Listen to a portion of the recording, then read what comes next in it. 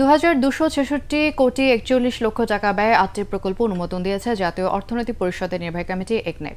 এর মধ্যে সরকারের নিজস্ব অর্থায়ন ২,২২৯ কোটি ১৩ লক্ষ টাকা এবং সংস্থার নিজস্ব অর্থায়ন ৩৭ কোটি ২৮ লক্ষ টাকা। বাংলাদেশ সচিবালয়ের মন্ত্রিসভা কক্ষে প্রধানমন্ত্রী এবং একনেক চেয়ারপারসন তারেক রহমানের সভাপতিত্বে সভায় এই অনুমোদন দেওয়া হয়।